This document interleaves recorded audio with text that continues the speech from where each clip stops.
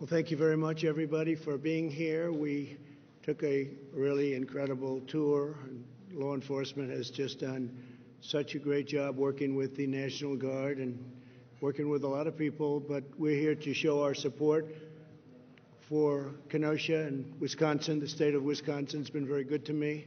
I love the people. We've done a lot for the state, and we will continue to do a lot for the state. We're all in this together, and this was an example of what can happen when you do it right. I'm pleased to be joined today by Attorney General Bill Barr, who's doing really a fantastic job. And Bill, thank you very much for being here. Secretary Chad Wolf. Chad? Yes, sir. Chad, thank you. Ron Johnson, Senator Ron Johnson, who's outstanding, I have to tell you, so respected within the beautiful halls of Congress. And I appreciate the great job you do, Ron. I hope the people of Wisconsin appreciate how good a senator is. Do they have any idea? Do they know how good he is? I think they do. You're never going to get not elected, Ron, or I'll be very unhappy. One of the best. And also a young congressman that's been a warrior, true warrior. Has been a fighter not only for some other very good causes, but for this cause, because he was the first one to call me and say, we have a problem. And Brian, I want to thank you, Brian Stile, Congressman, and you have your first re-election, and I think you're going to win it big. I hope you do. You deserve to. Also, my former chief of staff, where's Reince? Reince, where is my Reince? Reince Priebus, which shows that I definitely like this state, because you are a very proud citizen of right here. You're still here. You never left, did you? Huh? You never would leave. You've done a great job. Thank you very much, Reince. Kenosha has been ravaged by anti-police and anti-American riots. They have been hit so hard, and we were able to get involved. David Beth and Daniel Miskinis, who I've been watching a lot on television. Now today I got to know them both very well, and they have done an incredible job, and you're going to say a few words in a couple of minutes, and we would appreciate it. Also, Zach Rodriguez, Supervisor, Kenosha County. Zach, thank you very much, Zach. Good job. He had a rough 3 days, but then it got well brought into back in where you wanted it, just where you wanted it. Aaron Decker, Supervisor for Kenosha. Aaron, thank you, Aaron. Good job. Thank you very much. Don Kapla, President of Wisconsin Fraternal Order of Police. Yes, sir. Don, thank you very much. Jerry Johnson, National Trustee of the Wisconsin Fraternal Order of Police. Jerry, thank you. People have done a fantastic job, really. You have to be proud of them. James and Sharon Ward, pastors, where is, well, it was great speaking to you yesterday. Sir, smile. And you're really a very respected man, and I really enjoyed our conversation. Thank you both very much for being here. Appreciate it. We also have Major General Paul Knapp, who is around here someplace, but he was really right on the, thank you very much, Paul. Thank you. He's been fantastic. Paul and Scott and Linda Carpenter, owners of B&L Office Furniture. Scott, you're back there someplace. Thank you. Thank you very much. You got hit pretty hard, right? Yes, sir. You got hit pretty hard. That's all right. It's going to get rebuilt. Kimberly Warner, owner of the Authentic Gifts and Report Candle Factory. That's a very fancy name you have there, Report. That's a fancy name, but I'll bet it was beautiful. Is it? Are you going to rebuild? Will you be rebuilding? We were not destroyed, very fortunately, but so you'll be. I'm here representing the smaller women, small business downtown. Okay. And just being in support and great thanks for saving our town. Well, we'll be giving you some help, okay? We'll be giving you some help. John Rhodes III, owner of Rhodes Camera Shop. Now, I was there, and that was 109 years. And you want to say a couple of words? Would you like to? I'd say. Where is he? This side. Oh, okay. Good. John, stand up, please. 109 years. 109 years. Thank you again for coming. Thank you for sending the National Guard. And again, the police and the Sheriff's Department did an awesome job, as well as the fire department. Kept up as good as they could. I thank them all. And we're going to help you. That's a very, very complete rebuild we're talking about down there. That's incredible. If they would have responded to the first call, it would have been it would have been a little different story. But they did respond, which is better than some governors, frankly. And once they responded and once we took, control of it, things went really well. You just met some very talented people outside, and I think you're going to have clear sailing. But we're going to try giving you a hand. Your insurance company, you're insured, right? Yes, we are. And so they're helping and they're being responsible. So far, everything. You'll let me know. Yes, You'll let me know. You got to let me know at the end. And Ricky Talapietra. That's a beauty. It's a long one. That's a good one. Go ahead, please. Representing, we have two businesses in downtown that were vandalized. We've been able to rebuild, but I also represent the Downtown Kenosha Incorporated organization, who is leading the rebuilding effort for downtown and uptown. It's been a struggle, but our community has been really incredible. More people have come to help, and we know what to do with. But right now, what we need is financial support. Loss of business and loss of property is staggering at this point. All right, we'll be talking to you. We're going to be helping you with law enforcement. We're going to be helping you with some economic development. Get it back in shape. Get Kenosha back in shape, and we'll get it back in, I think, very quickly.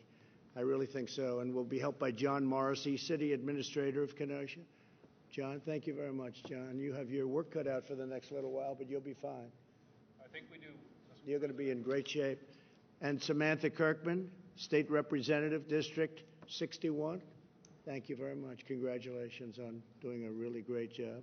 Thank you so much for the resources that you sent. Our constituents weren't feeling safe until Thank you. you helped out, and we appreciate that. Thank you. Great job you're doing. Appreciate it. And Van Wangard, State Senator, District 21. Highly respected person, actually. Yes, Thank sir. you very Mr. much. President. Thank you very much. Great I job. just want to say thank you so much for your rapid response and the fact that you're coming to a small city in the United States, and just saying that that's as important as every other city, and the fact that we did get things under control. This guard has been phenomenal. Our law enforcement people have been working together. We usually work pretty well together in southeastern Wisconsin, but this really helps. And Ryan's has a lot to do with that, too. You can tell because you've worked with him. So thank you so much. You're in our prayers. Well, thank you. And your reputation's a great one, so thank you very much. And also, this area is a special area. We can't let that happen to this area. So we got here quickly and did the job. Violent mobs demolished or damaged at least 25 businesses, burned down public buildings, and threw bricks at police officers, which your police officers won't stand for, and they didn't stand for it. These are not acts of peaceful protest, but really domestic terror. My administration coordinated with the state and local authorities to very, very swiftly deploy the National Guard, surge federal law enforcement to Kenosha and stop the violence. And I strongly support the use of the National Guard in other cities. And the same thing would be happening if we did that. You'd have the same thing happen in Portland, and it would happen very quickly. It would all be over very, very quickly. And I just want to thank the two of you for acting so strongly and so bravely and getting it done. And the coordination has been fantastic. You still need that coordination no matter how many people you send in. I just came from a visit of one of the businesses that was burned down, B&L Furniture, and the great 109-year-old camera shop, which I really respect because that was had a reputation far beyond the state even. And it's terrible to see. Several other business owners, they're joining us, and we have some in the back also. To stop the political violence, we must also confront the radical ideology that includes this violence.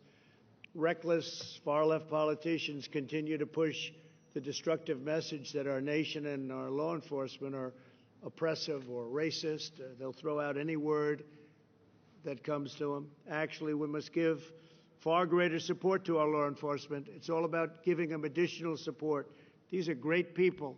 These are great, great people. These are brave people. They're fighting to save people that they never met before in many cases. And they're incredible. We must really be thankful that we have them, and we have to help them do their jobs. We can't be threatening them with their pensions are going to be taken away, their jobs are going to be taken away, everything's going to be taken away. They're going to be living a bad life if they utter an incorrect word. You can't do it. We have to have our law enforcement. We cherish our law enforcement. We wouldn't be here without our law enforcement. Even me, I'm here today. I feel so safe. And you went through hell just a few days ago, but I feel so safe. I better be safe. Right? I better be safe. But we're all safe, and we're safe because of law enforcement. And we honor you. And I will say this: we have to condemn the dangerous anti-police rhetoric. It's getting more and more. It's very unfair.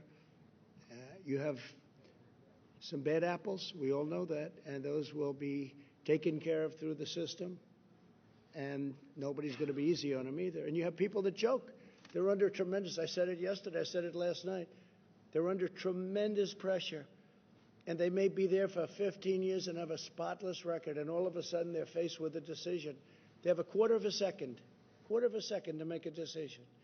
And if they make a wrong decision, one way or the other, they're either dead or they're in big trouble. And people have to understand that. They choke sometimes. And it's a very tough situation, right? It's a very tough. Then people call them bad and horrible, and they made a bad decision. But if you think of it, when they have, and I know you practice this all the time, where you give people literally a quarter of a second to make a decision. And a lot of them can't make that right decision. It's a very tough thing to do. The vast and overwhelming majority of police officers are honorable, courageous, and devoted public servants. They're incredible. Yet many politicians ignore their sacrifice and ignore the African American, Hispanic American victims. We have people, there was love on the streets, I can tell you, of Wisconsin when we were coming in. There was love on the streets, and so many African Americans, Hispanic Americans, I can see waving. Pastor, it was so beautiful to see. They want to have safety. They want to have safety. You look at, I'm not a huge believer in polls, obviously, but you look at polls with its 87% want to have great police. They want to have strong police. They want to have safety. They're the ones that are most affected by tragedies like you'll see going around. When these allegations of police wrongdoing, and when you see that they have made allegations, they must be fully and fairly investigated, and that's what we're doing. Bill Barr's done a fantastic job in that respect, and we fully understand that, because you do have problems the other way, but they're very few. You know, the sad thing is you can do 10,000 great jobs as a policeman or a policewoman. You can do an incredible job for years, and then you have one bad apple or something happens that's bad. And that's the nightly news for 3 weeks. That's all they talk about. They don't talk about the thousands and thousands of good jobs, the lives that you saved, they never talk about. So I'm committed to helping Kenosha rebuild. We all are. We will provide $1 million to the Kenosha law enforcement so that you have some extra money to go out and do what you have to do. You took it was a rough week, to put it mildly, and you've done it incredibly well. I'm also providing nearly $4 million to support these small businesses that I talked about today that got burned up, burned down. And we're going to be providing over $42 million to support public safety statewide, including direct support for law enforcement and funding for additional prosecutors to punish criminals and resources to provide services to victims of crime. And that was Bill Barr wanted that money put in. So that's $42 million. That'll help with prosecutors and all of the other things that are so important to you. You need that, because when you grab them and then nothing happens and they're back on the street, that doesn't work out too well.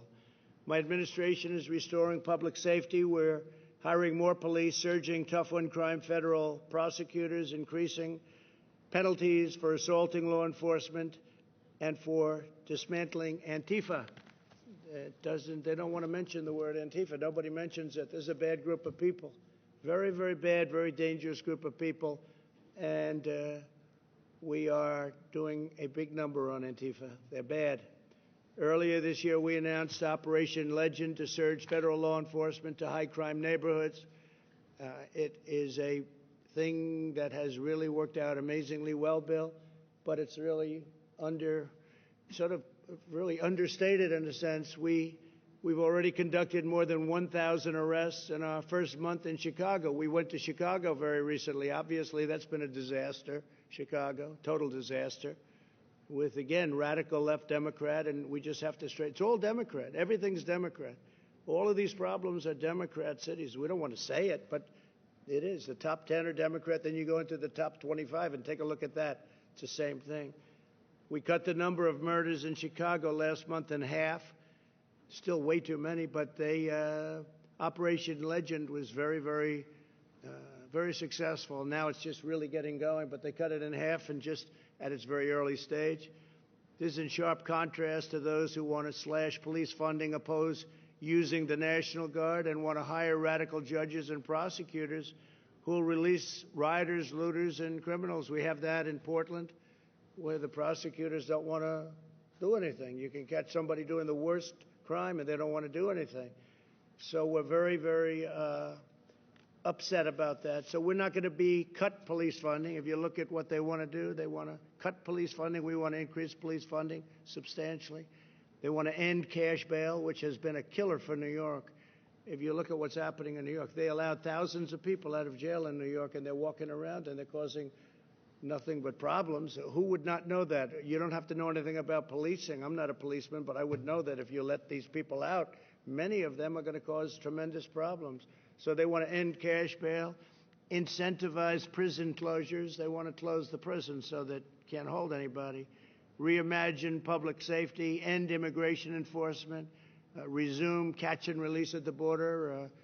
As Chad will tell you, we've had tremendous success on the border. We're up to over 300 miles of border wall, and we're having the best year we've ever had in the border. People are coming in, but they only come in legally, or for the most part, they only come in illegally. The wall will be finished very shortly. It's had a tremendous impact.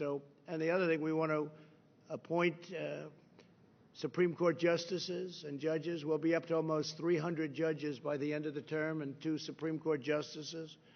And so we have a lot of things to do. We have a lot of great things to do. But it's an honor to be in your neighborhood. It's an honor to be in your great state, Wisconsin. And we're here for you all the way. Some people thought it would be a good thing for me to come, a bad thing. I just wanted to come. I really came today to thank law enforcement and to just really that what you've done has been incredible. It's been really inspiring because you see it happening all over, and it just never seems to end. And it never seems to end because it's almost as though they don't want it to end, because you ended it really fast. And Congressman, I want to thank you for the job you did. You were the first call, and I want to thank you very much, Brian. Really great job. With that, I'd like to introduce Bill Barr, Attorney General of the United States, to say a few words. Thank you. Thank you, Mr. President.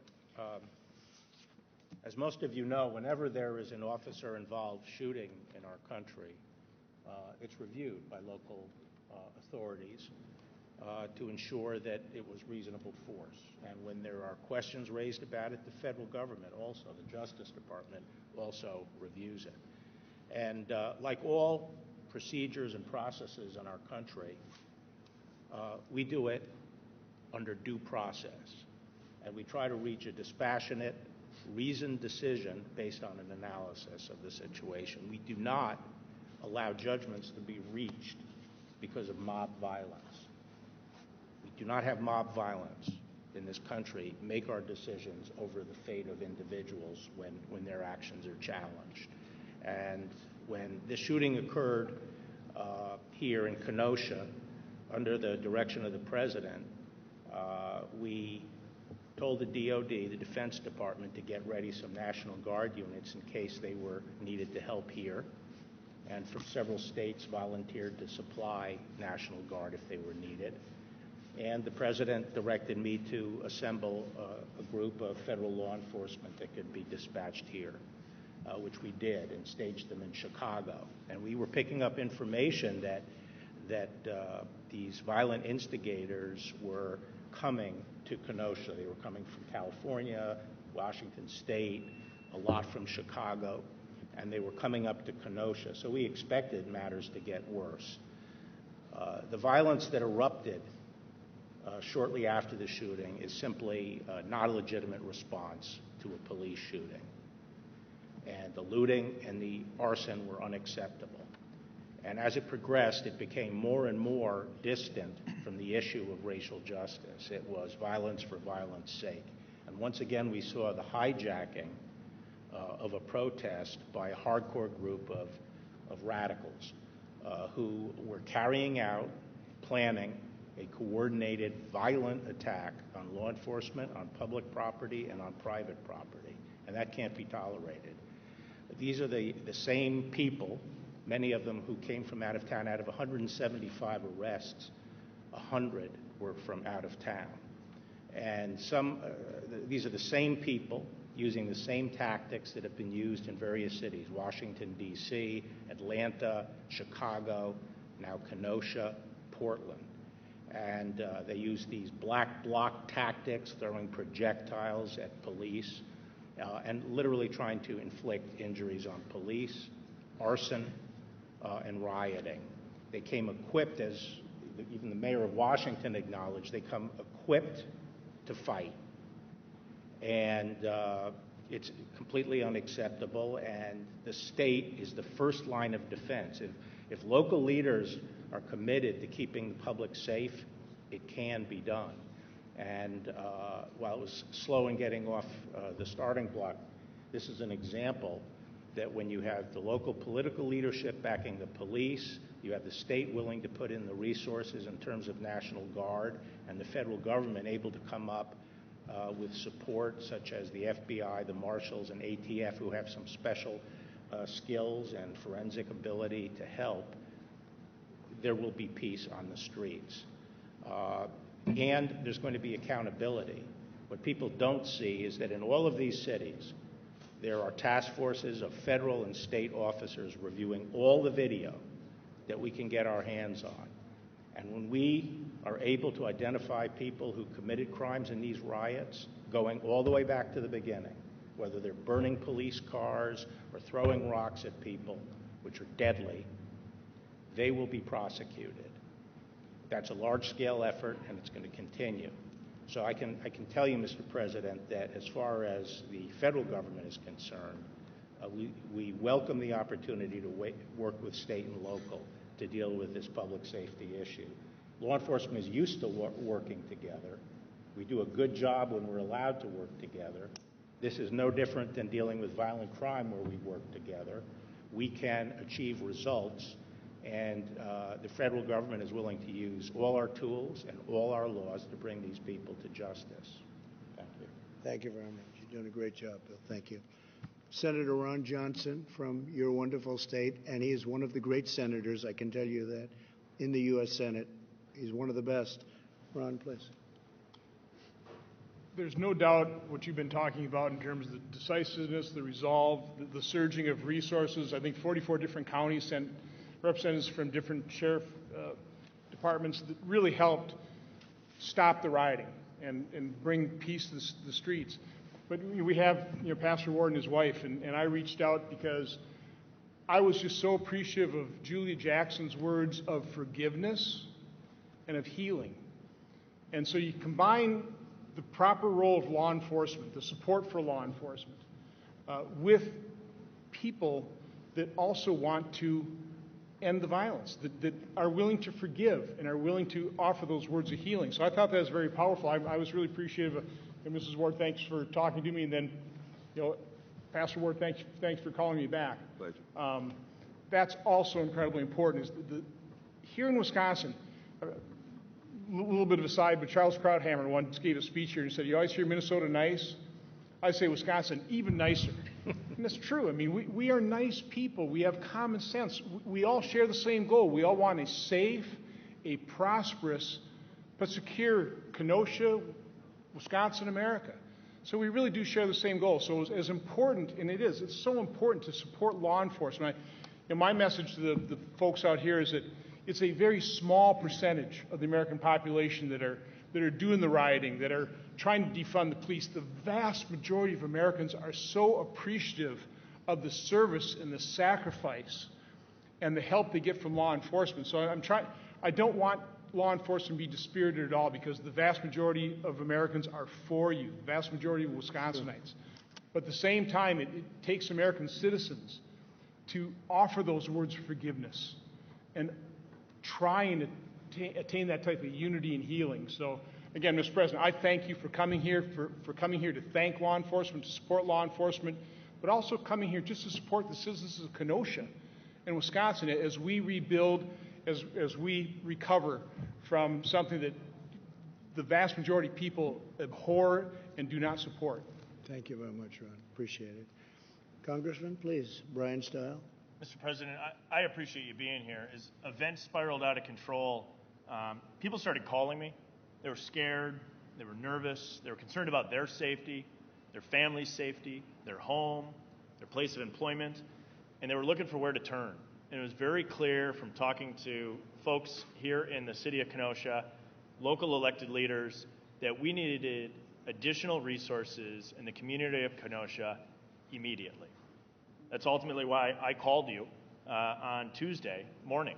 And after only 7 minutes, you got on the phone with me. You said, Brian, I'm there for the people of Kenosha. And the people of Kenosha, everyone that called me, wanted public safety here in this community. And they wanted it immediately. They didn't care if the help was Democrat, Republican, or from the man on the moon. But what you did is made the call and said, enough's enough. We need to get resources into the community of Kenosha. And ultimately, when that offer was accepted, I think it became very clear to the criminal element that they knew that Kenosha meant business. We made some significant arrests in conjunction with local law enforcement, working very well with the federal government, hand in glove when I talk to folks in law enforcement here in Kenosha. And when the federal government works hand in hand with the state and with local government, you can get a lot done. And I think it speaks volumes about the people here in the community of Kenosha. This is a hardworking, family-loving town that wants safety in their community. And one more piece is I've had the opportunity to talk to a lot of the men and women in law enforcement, those on the front lines. I spoke to a gentleman that had a brick thrown at him. I've spoken to law enforcement officers who had horrific words said about them. And these men and women are members of our community that wake up every day, put the badge over their heart, walk out the door, sworn to answer the call to protect our community. And I think you coming and saying thank you to those men and women in law enforcement speaks volumes. And today we have public safety restored. We appreciate all the work you did on that. And now we begin the work of healing and rebuilding Kenosha to make Kenosha stronger than it's ever been before. Good. We thank you very much for being here, Mr. Thank you, President. Brian. Great job. David Beth, Sheriff, please. Mr. President, thank you so much for being here. When this started Sunday night, we knew it was going to get worse, but we really didn't know how bad. And there was no way that one, or in our case, two agencies can work together to fight what happened. When we put out the call initially to the state and local law enforcement here, it was a tremendous response, but it still wasn't enough on Monday night. The National Guard started coming on Monday night and started helping us, and their numbers kept growing. And we called Brian on Tuesday morning early, the leaders of Kenosha, and we said, we'll take help from whoever will send it our way. We want to protect the people of Kenosha, the city of Kenosha, the county of Kenosha. We want to protect it. And Brian said, I'm going to make a phone call. And a short time later, we knew that the resources of the United States, of the federal government, and of the president were on its way. And we knew that it took a little discussion between state and federal levels, but we're very thankful that it worked out because, as I said, I didn't care who I got help from. I wanted resources here, and after it was approved, and I got the word that the president said, whatever you need, it's coming. And I had some very, very important people from Washington tell me, I have to report to the president, Mr. Barr, and tell him, what does the sheriff want? And the resources just kept coming. The people kept coming. The gratitude kept coming and I heard stories, and I probably shouldn't share this, but some people that were in Portland that weren't treated as good as they were treated here. And they said, we can't believe what a different place this is because of how we all worked together rather than not wanting to work together at all. So thank you for being the president that likes law enforcement. On behalf of law enforcement, I'm telling you, the group that's here, I hope you could feel the love that they have for you and everybody who came. And it's quite an operation to watch, to be part of. And truth in my life, I never thought I would see anything like this. and hopefully I never have to see this again. But the resources that in this case the federal government and you provided, and Mr. Barr and Mr. Johnson and the people here, it's unbelievable what we have here right now, and it's all to protect the people of Kenosha, and I'll take any help I can get, and I thank you for it. Thank you, Sheriff. I'll tell you, you've done a great job. And, you know, just if they're watching, Portland or Chicago or New York or any one of other cities that we're talking about, but Portland probably would be so easy. Maybe that would be the first one, because I see it every night. It's on the news. It's burning. And they're always playing games, and I don't know. Then he gets up and says, we're trying to work together, and the whole thing is great. Then they want to burn down his house last night, the mayor. But we're ready, willing, and able to send in, a massive group of people that are really highly trained. You saw that. They're here. With your experience, right? And we could solve that problem in less than an hour in Portland. So I hope they call. Eventually they'll call. And at some point, Bill, we'll just have to do it ourselves. We're going to have to do something that's that I think the people will be extremely happy with. Maybe the mayor won't, and maybe the governor won't, but I don't know if they know what they're doing. I just so sad to watch it happen.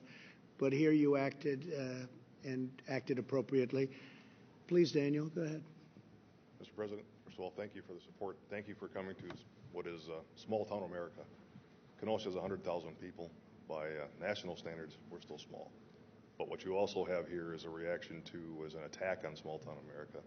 The tactics that are being used across this nation to attack law enforcement are warfare type tactics. And we still use restraint and function within our rules. So those two together, there's not a tit for a tat. Those aren't equal. So with the ability of the National Guard to come out and assist us, with the tremendous outpouring of support from the federal assets, from every department that has come out, we were able to restore peace, and we're working toward order and healing and growth. And as part of what is going on in the world, police scrutiny is not a bad thing.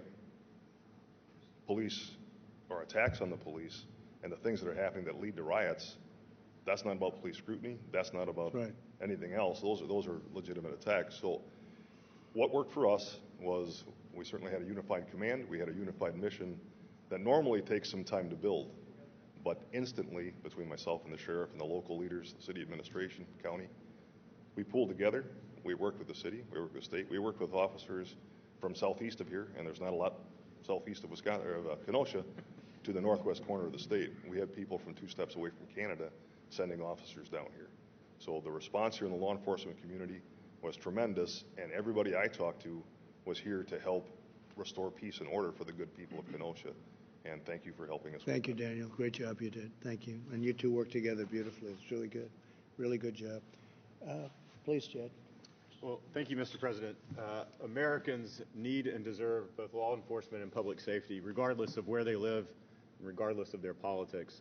The decrease in violence that we've seen here in Kenosha over the last several days is really just a prime example of how federal, state, and local law enforcement can work together. It's really a model that we can replicate elsewhere, Portland and other cities across the country. And this administration, Mr. President, you've been very clear. If cities need help, they need assistance, if they need resources and capabilities beyond their reach, all they have to do is call law enforcement, the federal government, and we will be there. DHS partners not only with the Department of Justice, but with local communities every day to protect the citizens of those communities. We're providing law enforcement here in Kenosha some assistance until you're able to rebuild and get back on your feet. So certainly want to extend our appreciation for what you do. And let me just say, the attacks on law enforcement recently, I've been very vocal about that, are very disgusting. We need to thank our men and women of law enforcement. They put on a badge and a uniform every day. They're attacked every day for simply wearing that uniform and doing their job. So again, on behalf of the 240,000 men and women of the department, I want to say thank you to the local law enforcement for doing your job and protecting your communities. So thank you. Really nice. Thank you. Pastors, would you like to say a prayer? Yes, sir. I'd love to have that because you are so highly thought of in the area. So please, James, Sharon. Sure. You should pray. Please. Father, we come to you in the name of our Lord Jesus Christ, and we thank you for this time that you've divinely ordained. Father, we ask you to forgive us all where we've strayed from your ways and where we've not acknowledged your word. We ask that you would continue to cause this nation to be one nation under God, that you alone are the one who can make us indivisible. And by being indivisible, there will be liberty and justice for all. We simply pray that you would bring our nation back to you, that your word would be dominant, that you would cause us to walk in love, to live in love, restore empathy and compassion, kindness, concern for each other. Lord, I pray for our president, as your word says, that you would strengthen him and continue to give him the wisdom and the heart to lead during this time, as well as all of the leaders that are here. We give ourselves to you, and we ask you for your good hand to be upon us. In the name of Jesus, our Lord, we pray. Amen. Amen. Thank you very much. Sharon, would you like to say something? I would. I think I'm here, first of all, representing intercessors and people that are praying. Just really, I think we need to mobilize people of prayer to pray for this country. And also, I think it's important to have black people at the table to help, solve the problem. And also, I think James and I, our prayers that we're able to work to really bring about a change. I think there's a lot of great change that's been mentioned here of how law enforcement has quickly solved the problem of the crime in the street, but I think this is a good opportunity for us to really solve the problem in the nation. And I think James and I could help with that, sir. It's really well put. Yes, James? And Mr. President, if I may add, being the only pastors in the room, if I could maybe just share a little bit from a different perspective that I think would bring balance. I have a great friend who is Chief Tony Scarpelli, the chief of police in the town where our church is. Right. And I talk about the partnership between pastors and police, and I often tell Tony that if we can do our job well, it will make his job easier. That's because there are three types of law that govern our society. There's spiritual law, moral law, and civil law. Most of the conversation here today has been about civil law, but until we can really focus on spiritual and moral law and change the hearts of people, we'll have to continue to build bigger jails and bigger prisons until we can bring our nation back to the place of spiritual and moral law. We certainly want to honor Julia Jackson. We're her pastors. We're not the pastor of the entire family, but we honor her. You know that. Yes, sir. I will give her your regards. Thank you. And we certainly pray for Jacob's continued healing, and we pray for peace. But I just want to offer to you, Mr. President, that Jesus himself says, blessed are the peacemakers. And we want to help be of service to you and to our nation of having these conversations of how do we rebuild the foundations of spirituality and morality, which gives us the context of love. If you give a righteous, good, moral man the launch codes to our nuclear arsenal, everyone will be safe because he's a good man. But if you give a malicious man who is immoral an ink pen, you have to fear for your life. I would just want to say that we're here to be of service to you and to our country to bring unity. We believe that we can help to listen with empathy and compassion to the real pain that hurts black Americans. But we want to be of service to you and to our nation to do whatever we can to bring true healing, true peace, and to really see God's very best in our nation. We're available anytime you will call upon us. So you know what I think? I think you're an incredible couple. I really do. I think you're an incredible couple. Thank you. And thank you very much for being here. Yes, sir. Really, really great. Beautiful. Do you have any questions, please?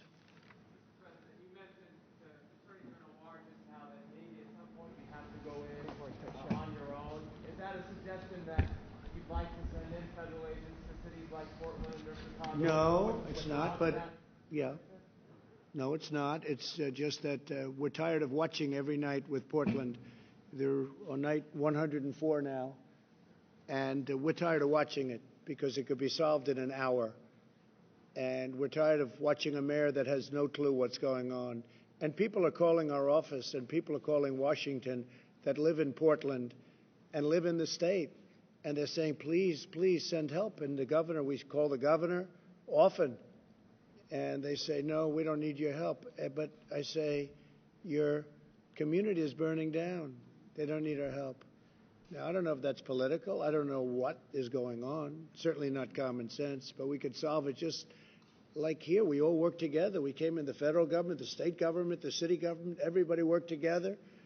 The senator, the congressman. It was like a beautiful thing. It just worked. And it was done almost instantly. People were amazed. And as you probably will have to report, maybe people are surprised, there's been zero problem in terms of your safety, our safety. I feel so safe. 4 or 5 days ago, James, we couldn't have done this. The law enforcement's been so great. And we could do this in Portland so quickly, so easily, it would be incredible. We would have done it in Seattle. We were all set to go into Seattle, as you know, the following day. And they heard that, and they sent the police in, and the police did a good job. But the people gave up. They were exhausted. They were there for a long time, and they gave up. They were exhausted. So we're there. I mean, we'd love to help Oregon. We'd love to help, really love to help Portland, because we could solve that problem so easily. We have the people. They're ready. They could be there in less than an hour. Less than an hour. And it would all end. And they got a glimpse of that in this great state. They got a really good glimpse of it. It happened very quickly. And now, I mean, I see it. They're already rebuilding. You're already rebuilding your stores. You'll be rebuilding your stores soon, your camera shop. So we don't want to do that, but at some point we're going to have to do it. We're going to have to do it, okay? Can you tell me what you would say to the Blake family? I know you didn't get a chance to talk to them, but what would you say to them in terms of the pain they're going through and the questions they have about what happened? Well, I feel terribly for anybody that goes through that. That's why I was so honored to meet the pastors. I feel terribly for anybody that goes through that. As you know, it's under investigation. It's a big thing happening right now. I guess it's under local investigation. I know, Bill, you're also participating. But it's under your local investigation group unit, and I hope they come up with the right answer. It's a complicated subject, to be honest with you, but I feel terribly for anybody that has to go through. And I didn't get to speak to the mother. I hear she's a fine woman. I've heard that from the pastor, a really fine woman, but you can see when I spoke to the pastors, I see exactly what it is, and they understand where I am. And if we can help, we're going to help. But it is a question. It's under investigation.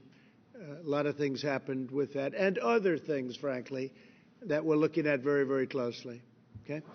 A question for the pastors. Do not wear body cameras. Should every police officer in the United States wear a body camera? Body cam? Well, that's very interesting. Let me ask Bill to answer that question. Go ahead, Bill.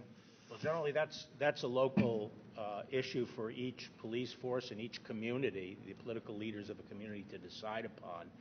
But I think most law enforcement people I know who were originally skeptical of body cameras are now coming around to feeling that they actually are a net benefit. Pastors, if I might. It's a very tough, you know, the whole thing with the body cam. You read it and you read two sides of the story. How do you feel about it, Daniel? I believe that body cameras would be very helpful for them. You think they're good? I believe they show both sides, where right now officers would be vindicated for some of the things that they've been accused of, and certainly if there were inappropriate actions, those would be captured. But you overall... I support them. How about you? We're good with it. It's already been put into the budget for 2021. And okay, so you'll be having them. We'll be having them. Okay, good. They like them. Questions to pastors. The problem of police violence has been described as just the problem of a few bad apples repeatedly. You're going to have to speak up, please. Yeah. The problem of police violence has been described by you, including the President, as just bad apples, a few bad apples, or people who choke occasionally. Some African American community leaders, and a lot of others actually, have said it's systemic. Where do you stand on that? I don't believe that. No, I don't believe that. I think the police do an incredible job, and I think you do have some bad apples. I think you'd agree. Every once in a while you'll see something. And you do have the other situation, too, where they're under this tremendous pressure and they don't handle it well. They call it choking, and it happens. And no, but I don't believe that at all. I think I've met so many police. I have the endorsement of, like, so many, maybe everybody. And frankly, I think they're incredible people. They want to do the right thing. It's a tough job. It's a tough job. It's a dangerous job. But I have to say this to the police. The people of our country love you. You don't hear that. You don't hear it from them. But the people of our country love you and they respect you. And you know it. You feel it in your heart. Or you wouldn't be doing it. But there's a great love. And when they see what goes on, and when they see a case like this where it's solved so quickly, they respect the police a lot, really a lot. So you should hear it at least.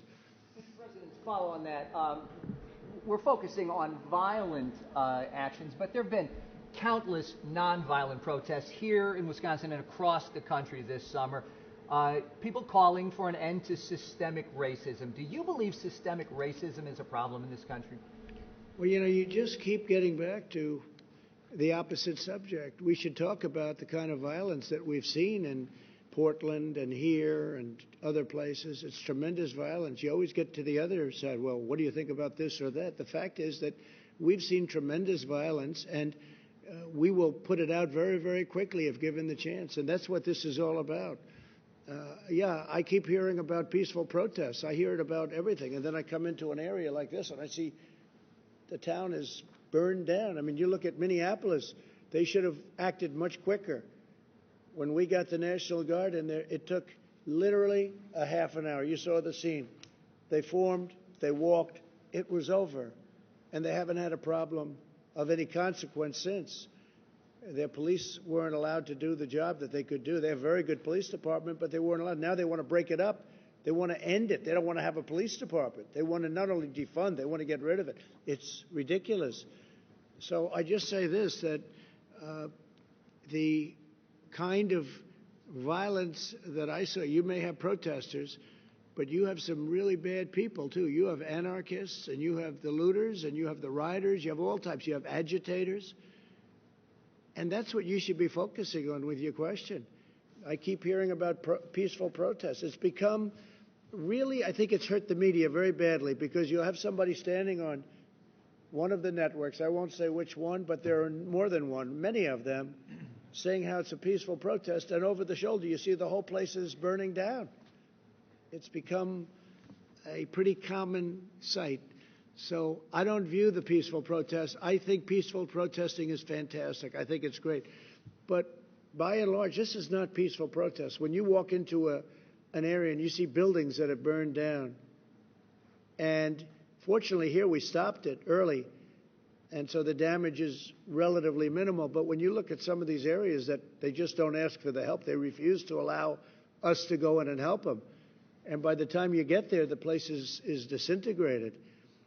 And then they say it was a peaceful protest. It's not a peaceful protest, and you shouldn't call it a peaceful protest. Okay, one more, please.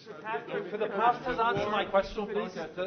My question was to the pastors. Say it again. The peaceful protests that have happened. You're going to have to speak up, sir. The peaceful protests that have happened, you've acknowledged some of them are peaceful. They're calling for structural change. Mr. Blake was shot something like 7 times in the back. Sure. Do you believe that there is a need for structural change? What is your message? Well, I think people are calling for structural change, and then you could take the people of Kenosha that aren't here and that you won't see and that aren't protesting, but they want change also. They want to see law and order. That's the change they want. They want law and order. They want the police to be police. They want the police to do what they do better than anybody else in the world, and that's what they want too. You don't see them marching and you don't see them on the streets, but what they want is they want great police force. They want people that are going to keep them safe, where their houses aren't broken into, where they're not raped and murdered. That's what they want. And they're protesters too, but they don't walk down the street, up and down the street. So, just the way it is. Just the way it is. So I want to thank you all.